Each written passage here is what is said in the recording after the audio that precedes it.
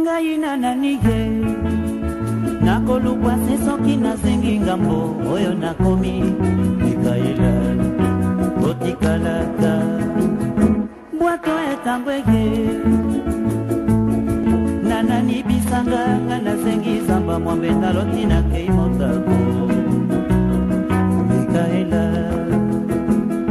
ngaina nanige nakolukwa sesoki nasengi ngambo oyo nakomi Mikaela botikalaka bwato etangwe yeye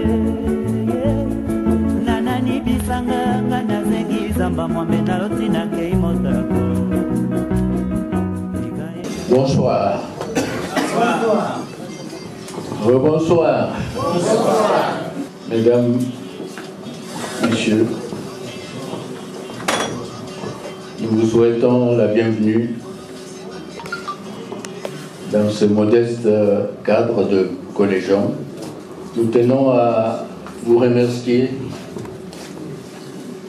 pour votre présence, votre disponibilité à cette soirée. Nous vous souhaitons la bienvenue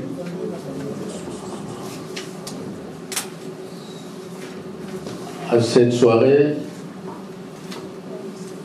des commémorations de notre 10e anniversaire pour une association 10 ans d'existence. Cela mérite d'être souligné. L'association mutuelle d'entraide et de solidarité MESM est heureuse de vous accueillir ici. Notre présidente qui va prendre la parole après moi va définir les objectifs de cette association.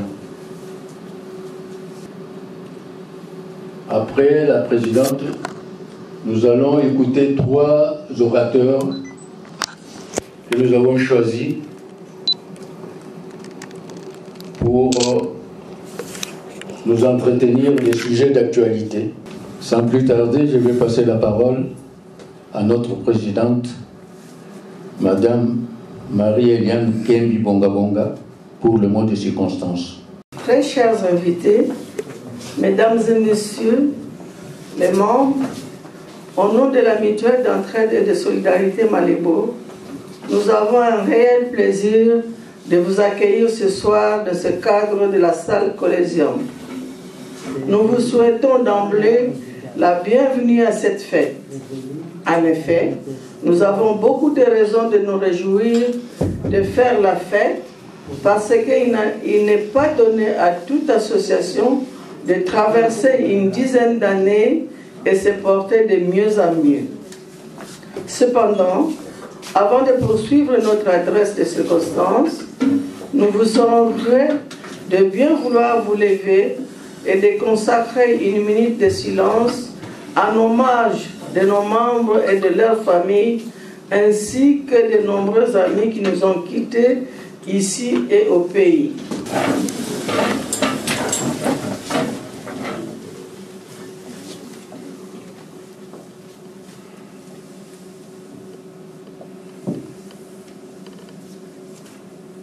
Merci. Notre association se nomme Mutuelle d'entraide et de solidarité Malébo, en sigle MESM. Elle a pour vocation de regrouper principalement les couples d'origine congolaise et d'ailleurs dans la mesure du possible. Son existence officielle remonte au 19 février 2009, année où elle a été enregistrée au Moniteur belge comme une ASBEL de droit belge. En espace de 10 ans, MESM n'a connu que 2 présidents. Le tout premier président a été le docteur John Mbongani Mokele Benze. Le deuxième, ou mieux la deuxième présidente, c'est votre serviteur Marie-Eliane Kembi. Qu'est-ce qui a motivé la création de notre association? nous retrouvant loin de nos terres ancestrales et soucieux de nous prémunir contre l'isolement, caractéristique de ce pays d'adoption où nous vivons, avec ses effets néfastes, il nous fallait, pensons-nous, créer un cadre de rencontre. C'est ainsi que MESM est né avec comme objectif majeur promouvoir et garantir l'entraide et la solidarité entre nos membres d'abord, ensuite envers les tiers. Sans fausse modestie, nous estimons qu'en tant qu'organisation regroupant des Congolais en terre étrangère, nous tirons notre épingle de jeu. C'est ici l'occasion d'inviter tous ceux que ce noble objectif pourrait intéresser de se joindre à nous. Les membres de MESM ici présents se feront un plaisir de vous fournir tous les renseignements nécessaires. Très chers invités, mesdames et messieurs les membres, nous ne pouvons clore notre mot de ce soir sans saisir cette opportunité pour présenter à tous et à toutes, ainsi qu'à tous ceux qui vous sont chers, nos vœux les meilleurs, très bonne santé, de longévité et de prospérité tout au long de l'année 2020. Tout en vous invitant à participer à la fortune du pot, nous vous souhaitons de passer une excellente et amusante soirée dans l'amitié et une parfaite convivialité. Nous vous remercions de votre attention.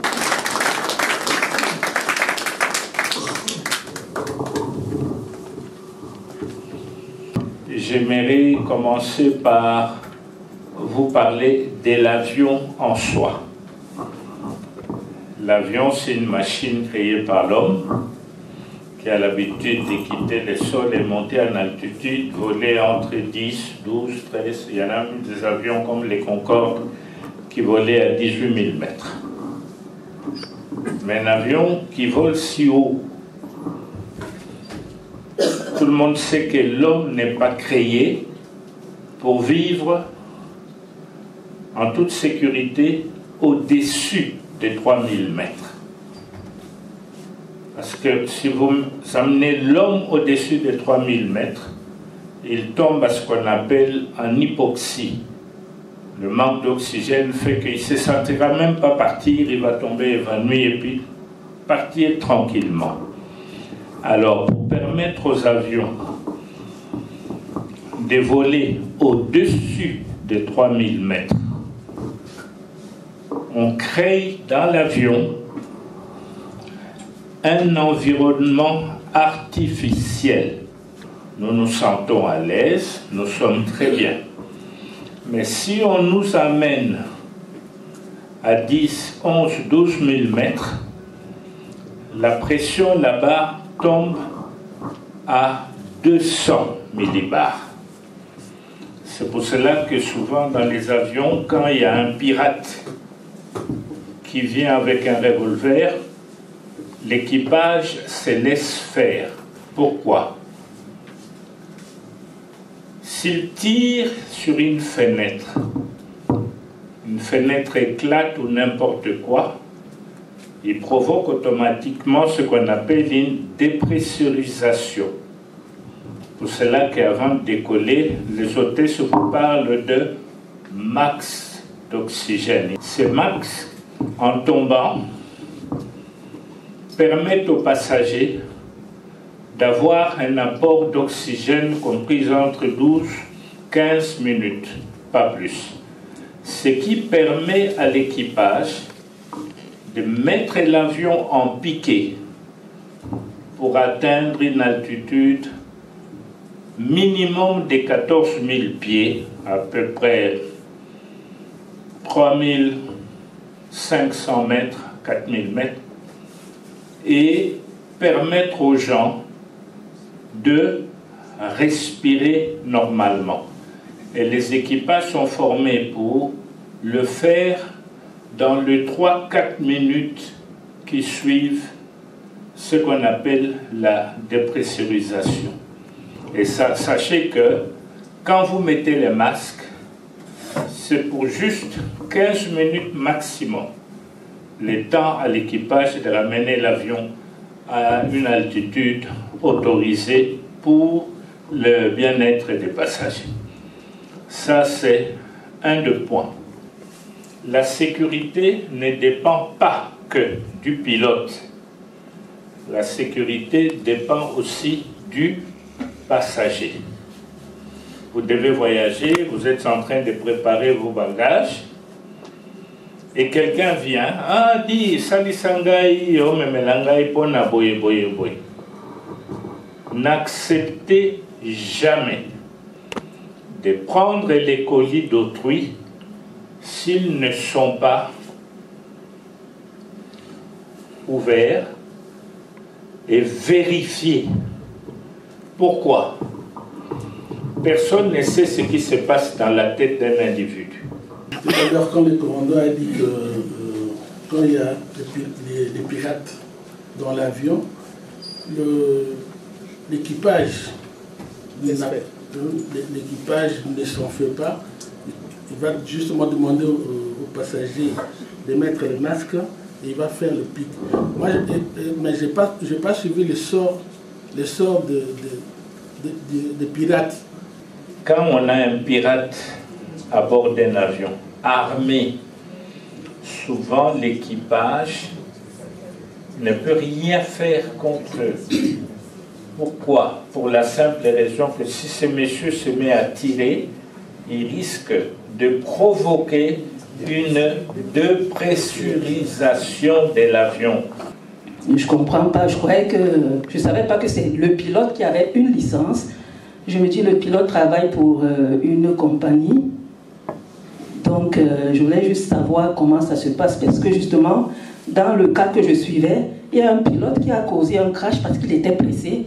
Et il était pressé parce qu'il avait peur qu'on lui retire sa licence. D'abord, la licence ne vient pas de la compagnie aérienne. Tout pilote, comme tout ingénieur, comme tout médecin, comme toute personne qui fait des études supérieures, il les fait à l'école. Quand il a fini, s'il satisfait, et dans le domaine qui est le mien, le minimum qu'on exige d'un pilote, c'est de réussir avec 75%. Dans le cadre de l'avion, quel est exactement l'acte que vous posez? Et quand vous pressurisez, ça veut dire quoi? Quand vous dépressurisez, ça veut dire quoi? Quand l'avion est au sol, avec les trains d'atterrissage au sol qui touchent la terre et tout, ou le tarmac, il y a une porte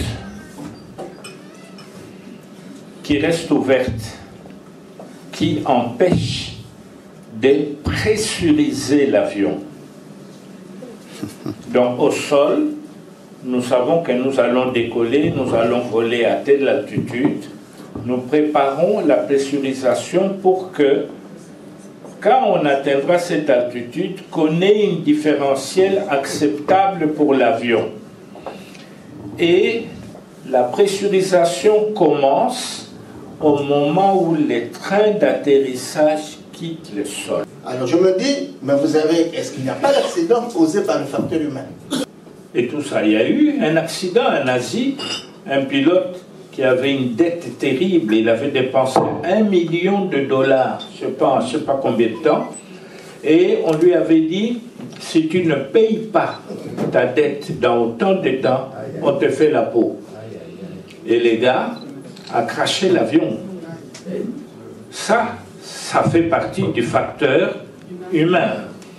En 2010, au mois de décembre, nous avons été amenés, un groupe d'une quinzaine de personnes, à faire un constat, à faire un état des lieux. Et nous sommes arrivés à la conclusion que nos frères qui ont eu le courage d'entreprendre dans ce pays, alors que la culture de l'entrepreneuriat est pratiquement inexistante au pays, il est laissé pratiquement aux étrangers d'investir dans le pays et pas à nos compatriotes. Ce n'est pas que c'est une décision d'État qui nous empêche d'investir, mais parce que ce n'est pas notre culture.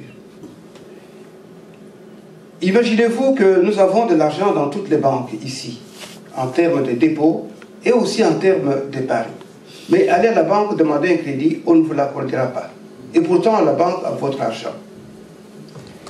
On a été amené donc en 2010 à constater que nos compatriotes qui ont investi, ils ont eu beaucoup de défis à relever. Le premier défi, c'était comment financer son commerce, comment financer son activité. Parce que qui dit financer une activité suppose qu'avant de lancer votre projet, vous ayez fait l'inventaire de toutes les charges pendant une certaine période, pas pour une semaine ou deux. Or, il se fait que la plupart de nos compatriotes se contentent généralement de la tontine, des likérimba, des musiques pour financer leurs activités. Ces tontines ne sont pas appropriées pour financer l'activité économique. Ça ne vous permet pas d'étudier votre besoin de financement et d'obtenir du likérimba ou de la musique les moyens qu'il faut pour affecter à votre projet. Donc il y a là une faille. La deuxième faille, c'est la formation. Nous n'avons pas souvent les compétences requises pour lancer une activité économique.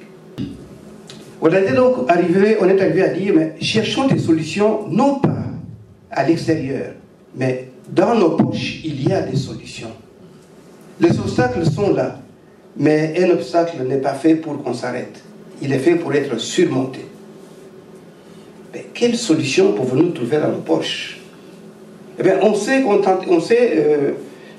amusé à chercher quel est le rôle des banques dans un pays. Eh bien, une banque, c'est tout simplement un organisme financier qui reçoit des dépôts et de l'épargne et qui les affecte aux besoins et de l'État, et des entreprises, et des individus que nous sommes.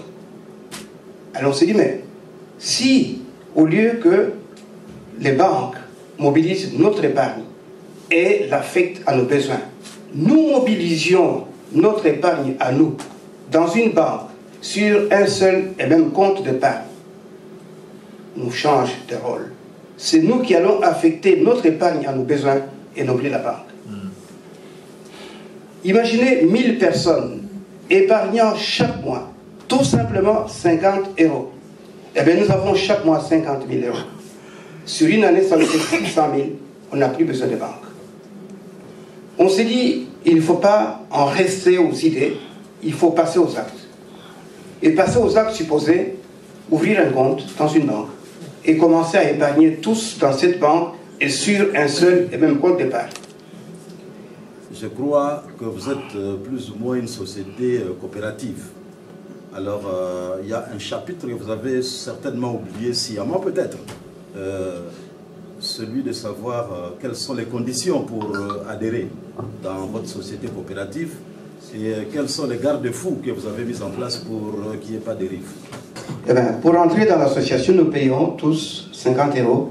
C'est une participation aux frais.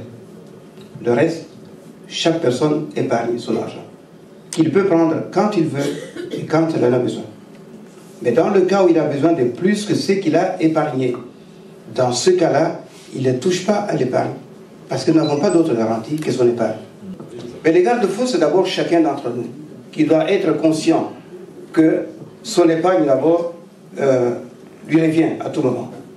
Et aussi ceux qui en ont la gestion quotidienne, ils doivent savoir que nous n'avons pas droit à l'erreur. Le MESM, ou la mutuelle d'entraide et de solidarité Malébo, m'a demandé de parler des musées. En ce qui me concerne, pour le moment, je vais surtout mettre l'accent sur le musée royal de l'Afrique centrale, qui est l'ex-musée du Congo belge. Après la conférence de Berlin de 1884 à 1885, une conférence qui a duré 4 mois.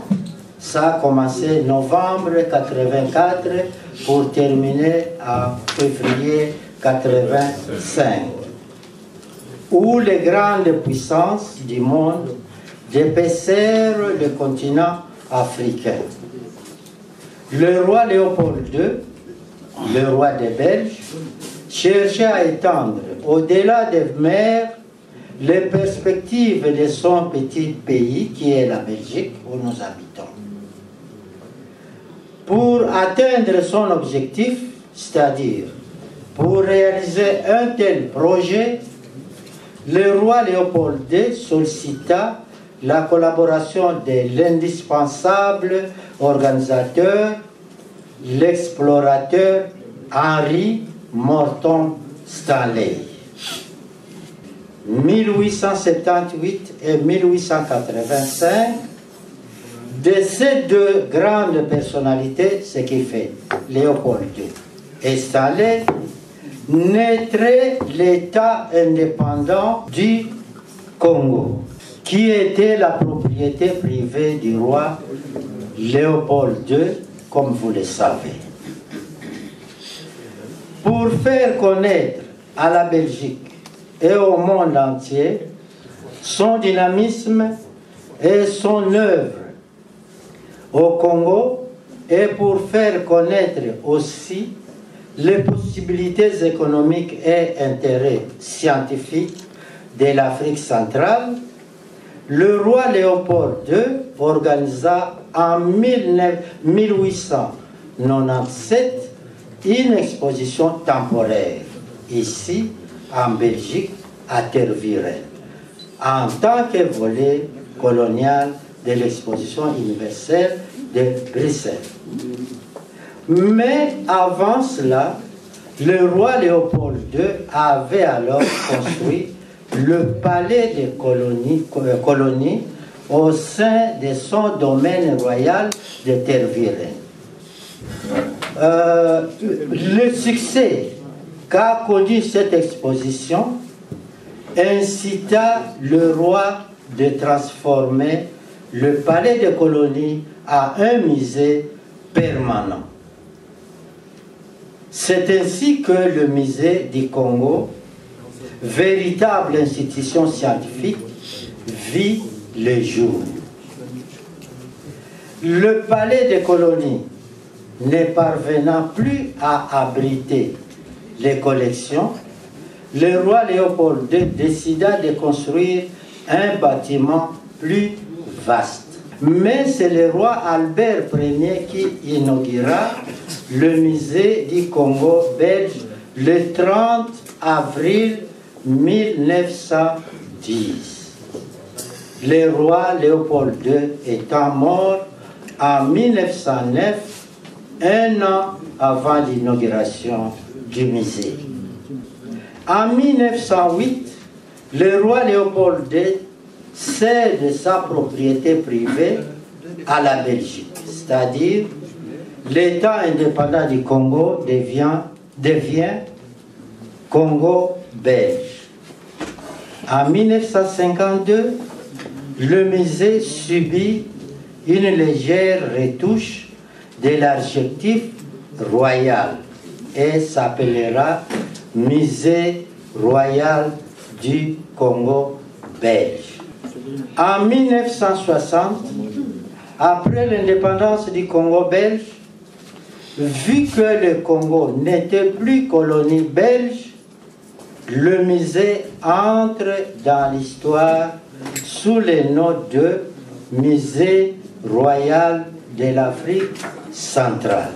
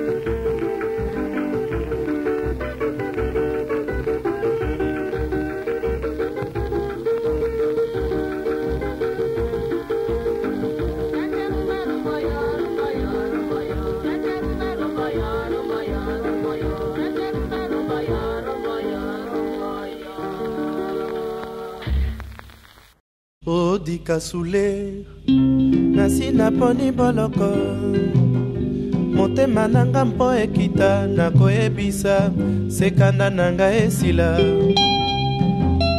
nakoluka yo mampo asalisa ngai nalembi maloba mayo masukali bondumba na ngai ya nsomi nalingaka te komonisa te nazali ndumba elongi na ngai na ezaleli na ngai ekosala la vie na ngai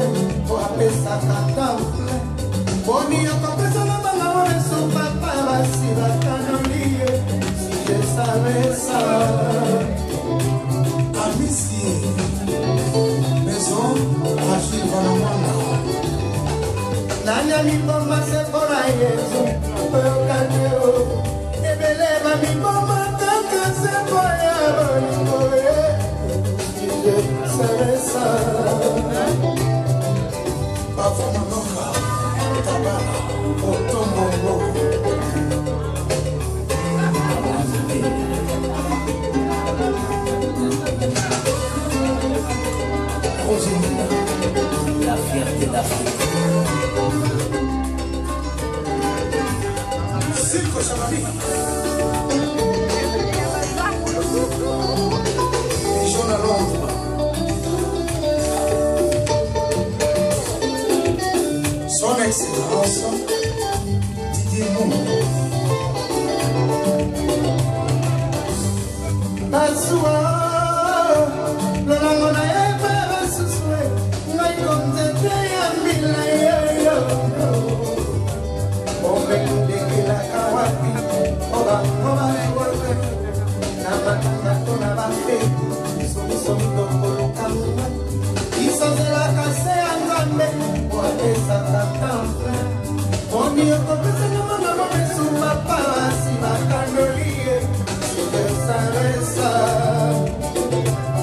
Son Excellence Ndomasi.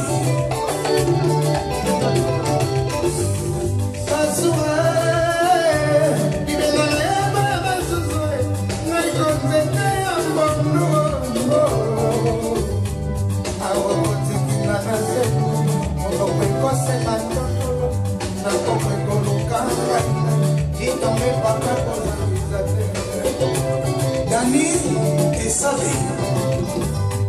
Nakokufoliwa ya mungi ya nyota babete balembete.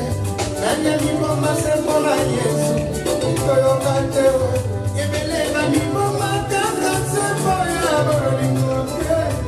Si je savais ça.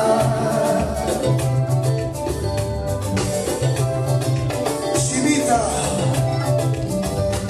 Moi bimaka sembo ya botanya sabasusu makobita.